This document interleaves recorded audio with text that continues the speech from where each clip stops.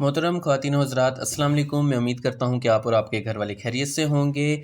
हम आपको nuclear proliferation एक सीरीज़ में तरतीब के साथ पढ़ा रहे हैं ताकि आपके हर किस्म के कॉन्सेप्ट क्लियर हो जाएं। और आज का हमारा टॉपिक है नॉन प्रोलिफरेशन ट्रीटी यानी कि NPT। हम आज NPT को स्टडी करेंगे। इसके अलावा एक और ट्रीटी है जिसका जो नाम है वो है TPNW ट्रीटी, हम उसको अभी स्टडी करेंगे। तो सबसे पहले हम स्टडी करेंगे NPT को। तो NPT एक मुआहदा है, एग्रीमेंट है दुनिया के ममालिक के दरमियान कि वो न्यूक्लियर हथियारों के फैलाव को रोकेंगे, और ये एक आलमी मुआहदा है, इंटरनेशनल ट्रीटी है। इसके अलावा अमन पसंद पीसफुल मकासद के लिए न्यूक्लियर टेक्नोलॉजी को इस्तेमाल किया जाएगा, जैसे कि बिजली बनाना, और ये काम आलमी ताकतों की निगरानी में होगा। 1955 से 1968 तक ये मुआहदा दुनिया के बहुत सारे ममालिक के दरमियान तय हो रहा था। इस पर बातचीत हो रही थी, दुनिया के 18 ममालिक इकट्ठे बैठे थे और न्यूक्लियर मामलात पर बातचीत करने के लिए वो तैयार थे। ये काम यूनाइटेड नेशन करवा रहा था और जिनेवा में ये मामला चल रहे थे। 1968 में बातचीत के बाद मुआहदे पर दस्तखत करने की बारी आई थी। 1970 में 1970 में यह काम मुकम्मल हो चुका था, मुआहदे पर काम मुकम्मल हो चुका था, और उसके बाद 25 साल बाद ये मुआहदा मुकम्मल होना था, यानी कि इसकी जो मुद्दत थी वो 25 साल थी।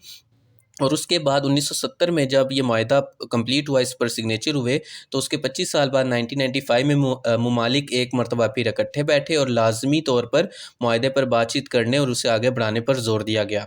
अब तक दुनिया के 191 ममालिक इस मुआहदे का हिस्सा बन चुके हैं, और ये दुनिया का अब तक का सबसे बड़ा मुआहदा है। अगस्त 2016 तक 191 ममालिक इस पर दस्तखत कर चुके हैं, सिग्नेचर्स कर चुके हैं।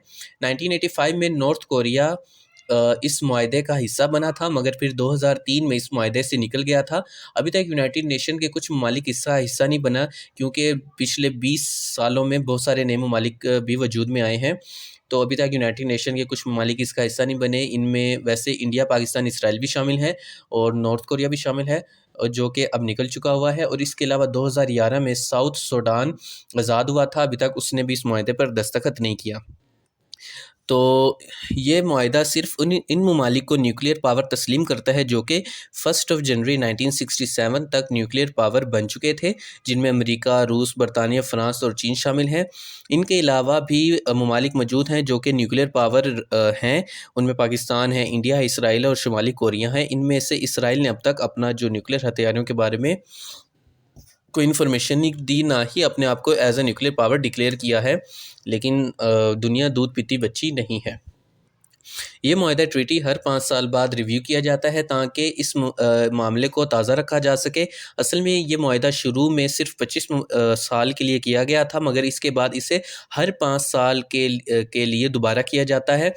तो सबसे पहले न्यूयॉर्क में 11 मई 1995 में ये मुआहदा दूसरी दफ़ा सिग्नेचर किया गया था, और यह कारनामा अमेरिकी गवर्नमेंट ने किया था, और इसमें सर थॉमस ग्राहम जूनियर ने अहम किरदार अदा किया था। आप दाईं जानब उनको देख सकते हैं, यहाँ पर स्क्रीन के ऊपर आप उनको देख सकते हैं।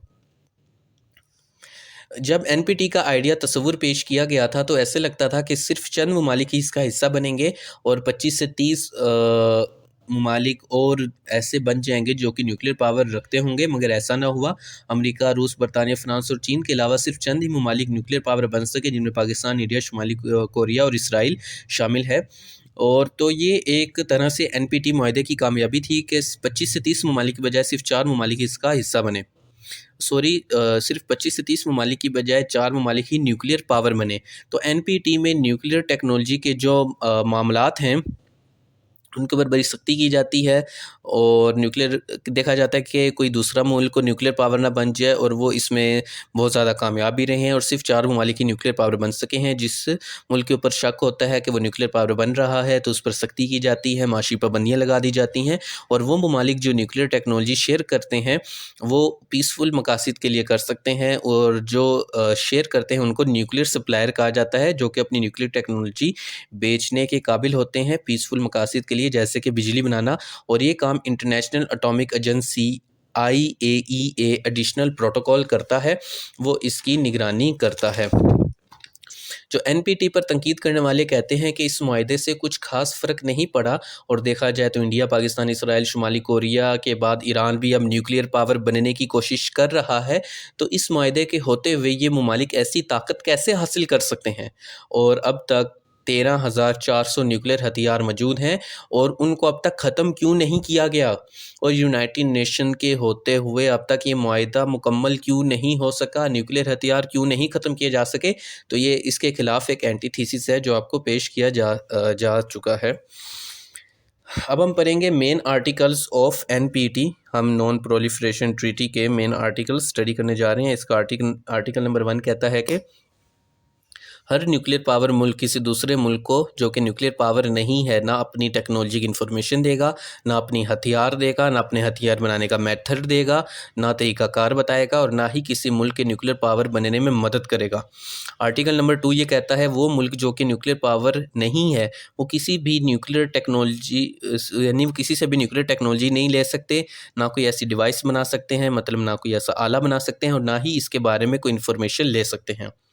आर्टिकल नंबर 3 ये कहता है वो ममालिक जो कि न्यूक्लियर पावर नहीं है वो IAEA की निगरानी में पुरअमन तरीके से न्यूक्लियर टेक्नोलॉजी का इस्तेमाल कर सकते हैं, जैसे कि बिजली बनाना और रिसर्च इंस्टीट्यूट्स उगाना वगैरह वगैरह, लेकिन वो न्यूक्लियर पावर बनने के लिए जद्दोजहद नहीं करेंगे। आर्टिकल नंबर 4 है, इसके 2 पॉइंट हैं, और पॉइंट नंबर जो 1 है वो हमें ये कहता है कि आर्टिकल नंबर 1 और 2 को मद्देनज़र रखते हुए दुनिया में मौजूद हर मुल्क जो कि इस मुआहदे का हिस्सा है उसको ये हक़ हासिल होगा कि पुरअमन मकासद के लिए, पीसफुल पर्पसेस के लिए वो न्यूक्लियर टेक्नोलॉजी को इस्तेमाल कर सकता है, जैसे कि एनर्जी प्रोडक्शन।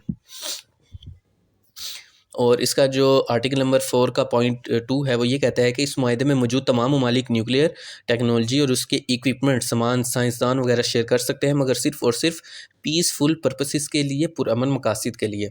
इस मुआहदे में मौजूद ममालिक इस काबिल होंगे कि वापस में मुआहदे करके न्यूक्लियर टेक्नोलॉजी को पुरअमन तरीके से इस्तेमाल कर सकेंगे, और इस तरह से ममालिक एक दूसरे की तरक्की में अहम किरदार अदा कर सकेंगे।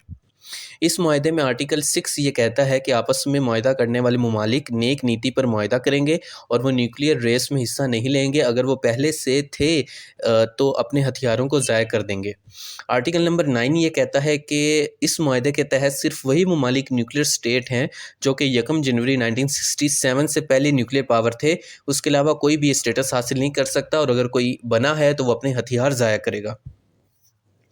आर्टिकल नंबर 10 ये कहता है कि अगर कोई इस मुआहदे से निकलना चाहता है तो उसको पहले 3 माह का नोटिस देना होगा, और इस मुआहदे की मुद्दत 25 साल होगी, जैसे कि हम आपको पहले बता चुके हैं, और 1995 से लेकर अब तक हर 5 साल बाद इस मुआहदे को रीन्यू किया जाता है। तो ये उसके थे मेन आर्टिकल्स।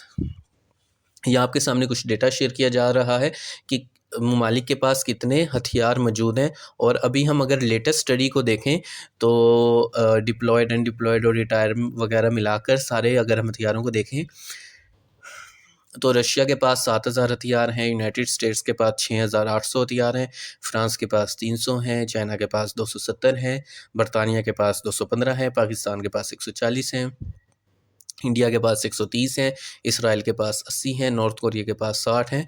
तो इस वक्त दुनिया में बहुत ही ज़्यादा मतलब ख़तरा है, अगर इनमें से चंद हथियार भी चल गए तो इंसानियत ख़त्म हो जाएगी। अब हमारे पास जो ट्रीटी है उसका नाम है TPNW ट्रीटी। तो ये अभी हाल ही में ट्रीटी की गई है, और ये एक्टिव भी आई थिंक जनवरी 2021 में ही हुई है। तो सबसे पहले आप यहाँ पर ये चार्ट्स देख लें, ये डेटा देख लें, ताकि आपको अंदाज़ा हो जाए कि दुनिया में किस हद तक ख़तरनाक हथियार मौजूद हैं। जी हाँ, तो अभी तक जो हमारे पास ट्रीटी है, the treaty on the prohibition of nuclear weapons और the nuclear weapon ban treaty, तो ये है TPNW। यहाँ पर आप राइट साइड पे उसको देख सकते हैं, यूनाइटेड नेशंस का एक इनिशिएटिव है। तो 20 सितंबर 2017 को ये साइन की गई थी। 86 सिग्नेचर्स हैं इसके, मतलब 86 पार्टिसिपेंट्स हैं, कंट्रीज़ हैं, जिनमें से जो ज़्यादातर अमेरिका के दोस्त हैं, और इसके अलावा जो इफ़ेक्टिव ये ट्रीटी हुई है तो वही है 22 जनवरी 2021 को। अभी इसके बारे में जैसे और ज़्यादा फर्दर डिटेल्स आएंगी तो मैं उसके ऊपर अलग से वीडियो बना दूँगा। तो इसकी जो ऑफिशियल लैंग्वेजेस हैं वो है Arabic, Chinese, English, French, Russian and Spanish. और ये यूनाइटेड नेशन सेक्रेटरी जनरल इसको देखता है। तो ये आज का लेक्चर था। उम्मीद करते हैं कि आपको पसंद आया होगा। तो चैनल पर बार बार आने के लिए और वीडियोस देखने के लिए आप सभी लोगों का बहुत बहुत शुक्रिया। अल्लाह हाफ़िज़।